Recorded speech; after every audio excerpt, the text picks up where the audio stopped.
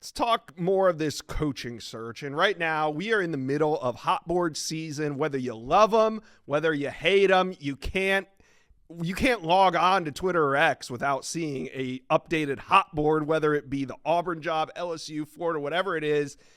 Coaching search is taking over college football. So we're going to get national analyst Adam Gorney on the show and kind of talk about how this is all impacting recruiting, because signing day is only 2 weeks away, which makes me think you guys hop on board, hit subscribe to the Rivals Recruits channel. Things are about to get crazy, and we want you to be a part of it. Make sure you guys are subscribed. All right, let's bring in Adam Gorney. Hot boards. We love them. Fans love them. Do recruits love them? Yeah, we love them. Coaches hate them. Yeah, coaches hate them. Coaches can't stand them unless they put their own name on them and float their own name for other jobs. Then Which they happens. love them. Which happens, absolutely happens. Recruits are split, and I talked to a bunch of them this week. There are some that follow them pretty religiously, surprisingly. They're actually very interested in them, kind of monitoring what's going on, clicking around and seeing what people are saying about them. One, Corey Barber, who's committed to Ole Miss, didn't even know they exist. And then Gavin Sidwar, the Missouri quarterback commit, said his dad follows it, and then he knows some stuff. So I do know for sure that Sidwar has been reaching out to some people to see what they've been hearing about Eli Drinkwitz and what that looks like there. But yeah, it is surprising that the kids actually sort of follow this and really want to know where their coach is going, what people are saying, and what kind of rumors are out there about it. Yeah, I was thinking more in terms of like Florida, LSU, and Auburn. Those commitments would be watching the hot boards, but Missouri quarterback commitment has a great reason to also look at the hot boards. So you got kind of two ends of the spectrum there. You got the recruits that have to look at the hot board because their team that they're committed to doesn't have a coach. Then you got the other recruits that are committed to very successful programs whose coaches might get poached. Wow. It's really kind of dynamic here. Just think across the landscape right now. You have open jobs in the Southeast. Now you have Penn State. Now you have Virginia Tech filled with James Franklin, who is now already reaching out to current Penn State commits, Penn State decommits, and then kids in Virginia. You're going to have the domino effect once Lane either stays at Ole Miss or goes to LSU or Florida.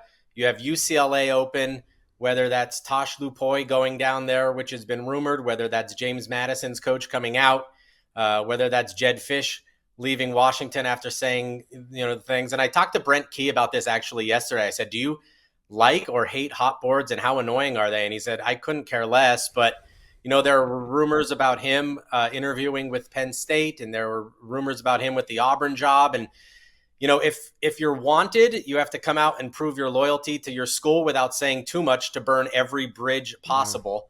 But if you're not wanted, then you're on on another coaching carousel hot board of being on the hot seat. So it's a no-win situation for coaches, really. But kids are loving this, and us in the industry, we absolutely love all the rumors and stuff that go into it. So what's the sense you get in terms of patience for, let's talk about recruits that are committed to programs with an open vacancy right now? So, Auburn, LSU, Florida, some of these programs that do not have a coach. What's the sense of the committed recruits and their patience level when it comes to having a hire in place? Because signing day is 2 weeks away. So do you think, and maybe NIL has strengthened some of these commitments, but do you think some of these guys are worried going into it, or just saying, hey, I'm locked in with an NIL deal, so whoever they sign, I'll just deal with it?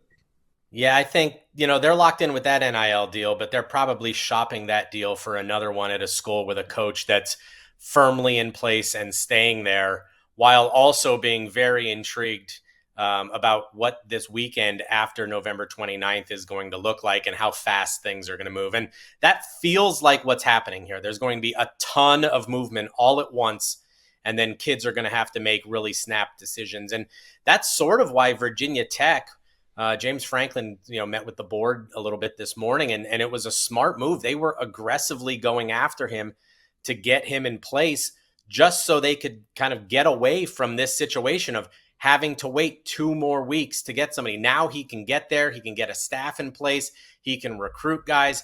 Penn State can't do that right now. Auburn, DJ Durkin can say what he wants, but you kind of know that they're searching for a coach. LSU and Florida seem to be waiting on Lane, and then if that happens, Ole Miss is going to have to move pretty quickly. So there are so many moving pieces here. The kids are sitting there waiting in the middle. A lot of them probably won't make moves until later on, and many of them will sign because of NIL deals in place and that security. But there seem to be a lot of waiting, moving pieces here in 2 weeks. Do you get a sense that there's some teams trying to take advantage of some of these openings and maybe trying to poach recruits that are in flux right now that don't have a head coach? Yeah, I mean, if you look, let's just take the SEC, for example. I'm sure that Texas A&M is going after a lot of LSU commitments. Georgia, that is a place that's not moving right now. Right. Alabama is going to be going after kids. Oklahoma is trying to get kids. Texas has its own problems now with 3 losses, but they're going to be aggressively going after kids. It would be interesting to see if Tennessee makes a run at some guys. You go to the Big Ten, Indiana's not really in that, shopping in the same stores still, even at 11-0. But I wouldn't be surprised if Ohio State, and especially Dan Lanning down the stretch, I've been hearing that he's been reaching out to people aggressively, trying to get them to take late visits and then flip them. Yeah. We've never had an early signing day as early as December 3rd. Yeah. So what's kind of happening is unprecedented. We don't really know how recruits are going to react to some of these openings down the stretch, but what's just your guess? Like I guess what I'm asking you is, we're going to be live on the Rivals Recruits channel kind of leading up to signing day. Do we need to go live for 72 hours and just do like a 3-day stream where we are just reporting flips and like how crazy is it going to be? See, these are the ideas that sound good now, but then when the boss is here, that we're available for 72 straight hours. I think it could get very interesting in this sense. One, you're going to have coaches, potentially Lane Kiffin, and he just said it on the Pat McAfee show that it's untrue that he needs to give Ole Miss an answer before the Egg Bowl. Now, whether that's true or not, we'll see. Right. But you're going to have potentially numerous coaches coaching through signing day into a playoff and then possibly leaving for another school. So one situation that I could see potentially happening is kids waiting to sign. A lot of them might not make their decisions in early December. They might not even make a decision ever. They don't really need to do this. I mean, it's sort of a created thing, signing day. They could just show up at a school in January. I think we're going to see some of that. So I just want to clarify. When you say they're not going to sign in the early signing period, that doesn't mean they're going to wait till February. Right. It just means that they're not going to sign anywhere. They're just going to step on a campus and enroll, because really that's the only thing that's truly binding is enrollment. Right. Right, exactly. Yeah. So let's say Lamar Brown isn't happy with the LSU situation. He doesn't need to sign in December. He could just show up at LSU once they name a coach, or he could go to Texas A&M or wherever he wants to go. So I think we're going to see some of that and some kids considering that down the stretch. Yeah. But I think we're going to see a lot. Interesting. The moment a recruit doesn't sign, I mean, it's almost like he's decommitted. He might end up signing there in a few days, but there's a reason why he's not signing on signing day. And at that point, every other coach in the country is going to take notice. Oh, so-and-so didn't sign. Let's see what we can do. Yeah, and we saw this a lot during the COVID year. JT Tuimoloau was one of those kids who didn't take any visits until later in his recruitment, and then everything was shut down. So he was kind of screwed out of seeing all these places all at once. And then he waited until like April to do it. He wasn't going to enroll early. So he was under no pretense of December 3rd is coming up. December 5th is the end of it. And we're kind of sitting here. We have to make a decision. So I think we might see a lot of that consideration. We'll see if that happens. Right. Especially from kids like, let's say Lane leaves Ole Miss, and then kids are like, okay, I didn't really have a second option. Can I follow you? No. Okay. Where do I go? Okay. And then all those things happen all at once. Yeah. That's what I think we're going to see a lot of it at the end of November and then right into the early part of December, is a lot of quick decisions and a lot of quick flips once coaches really start getting in place. Right. December 3rd signing day is the beginning of a 3-day window for you to sign. It's not, signing day is not the last day that you can sign. A lot of people get that kind of mixed up. They feel like signing day is the last day you can sign. Signing day is the first day you can sign. It's a 3-day window. But then after that, that's silly season. Like, you know, the 3-day window is great and all, but it's not the end of it. So we're entering an unprecedented time because we've never seen the December 3rd signing day. All right, Inside Scoop watchers, let's talk Game Time because the NFL season is here. College football is almost over, and who doesn't love to see their favorite NFL or college team in person, especially when you can go with a bunch of your buddies. But, you know, tickets aren't always going to be easy to find. And getting deals on those last-minute tickets can be frustrating when all you want to do is be there for the moment your team runs out on the field. Well, thankfully, the Game Time app gives the advantage back to the fans. It's the hack for unlocking amazing ticket experiences, and it only takes a few simple clicks. The app's easy to use, and the Game Time guarantee means you can get 100% authentic tickets on time and at the best price. Plus, fees are always included, so what you see is what you pay. You can even get into NFL games as low as $100. That's why I use the Game Time app. It's super simple, and it makes the experience of buying great seats a breeze.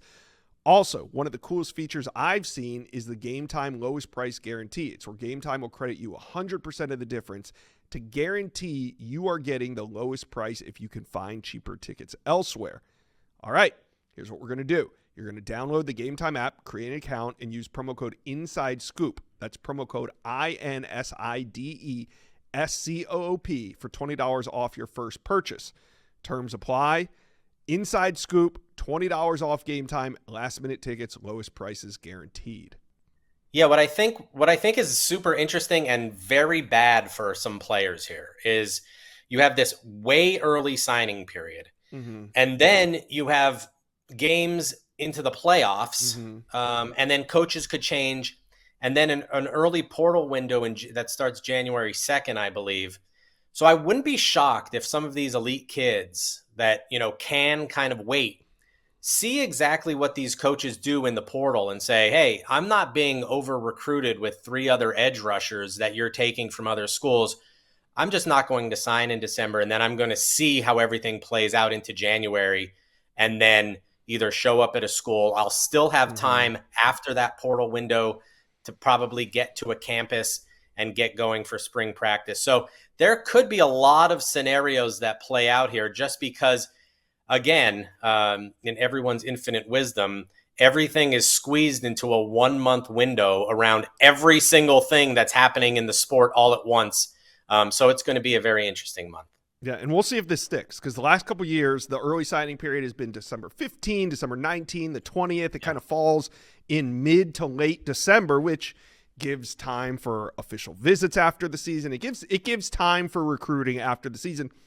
Now, signing day is going to be 4 days after the season ends, so expect chaos, and that's what we're going to be here to cover. So you guys, you're in the right spot. So Adam Gorney, it's going to be a wild 2 weeks until signing day, and then I'm sure it's going to be a wild 2 to 3 weeks after signing day as well, so get ready.